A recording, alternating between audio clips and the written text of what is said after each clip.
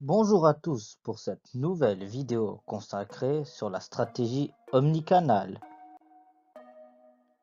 Tout d'abord, je vais vous définir qu'est-ce que cette stratégie omnicanal.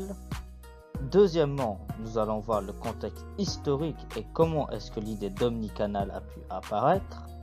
Ensuite, nous verrons les avantages de ce changement et ce qu'elle apporte aux entreprises. Pour finir, j'appuie sur les points importants pour parfaire cette stratégie.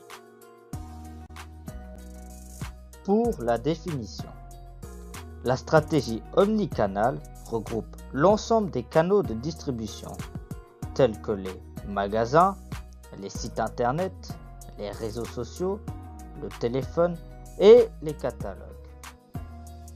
En plus de l'ensemble de ces canaux, l'entreprise les intègre correctement afin de bénéficier d'une bonne interconnexion. On ne parle pas de coordination entre les canaux, mais d'une structure unique de canaux. L'objectif principal de la stratégie omnicanal consiste à optimiser sa relation avec son client, et ainsi de développer une meilleure relation client-fournisseur.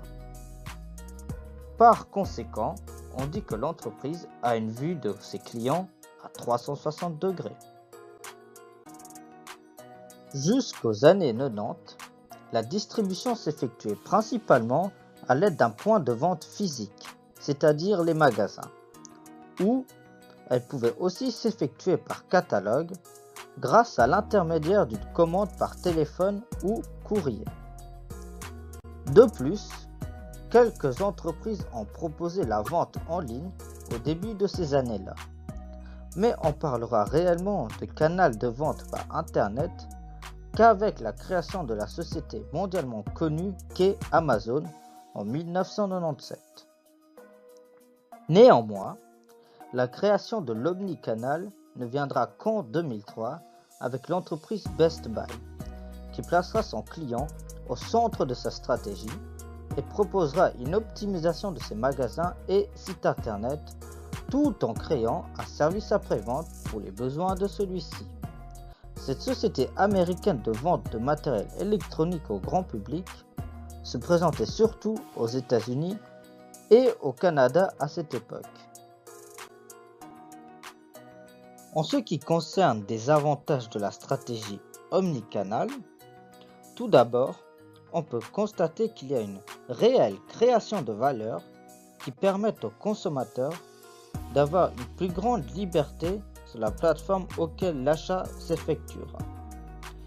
Deuxièmement, cette stratégie nous permettra de recueillir de précieuses informations au sujet des choix de nos clients et ainsi de les analyser et d'adapter les futures offres. Il faut cependant veiller au respect de la loi au sujet de la vie privée du consommateur. Prenons l'exemple de Fnac qui est présente sur les points de vente physiques, Internet et mobile. De plus, en se mettant à la place du client, cette société propose un système permettant aux consommateurs de pouvoir commander un produit non disponible au magasin en laissant la possibilité aux clients de venir la chercher d'ici les 72 heures. Parlons aussi de Starbucks, qui ont réussi à simplifier l'expérience de vente dans leurs points de vente, avec l'aide de leur application, facilitant le shopping online à l'intérieur de l'établissement où les clients peuvent à tout moment consulter leurs soldes et recharger leur carte Starbucks. De plus, toutes les mises à jour style les nouveautés, promotions, élargissement de gamme, etc. sont retranscrits en temps réel sur le site et l'application. Pour finir, voici les points importants.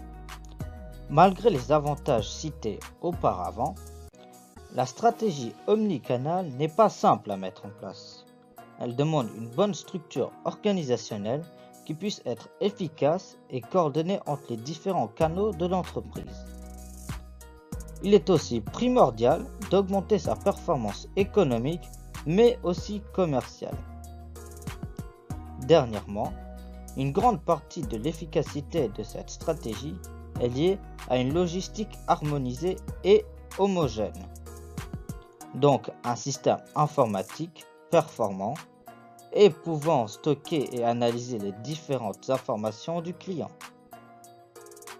Et il faut aussi un management du personnel adéquat ainsi que de bonnes relations avec les partenaires de l'entreprise. Pour la réalisation de cette vidéo, je me suis basé du livre Principes de marketing, de ses différents articles et des sites internet des entreprises citées. Je vous remercie de votre écoute et n'hésitez pas à poser des questions.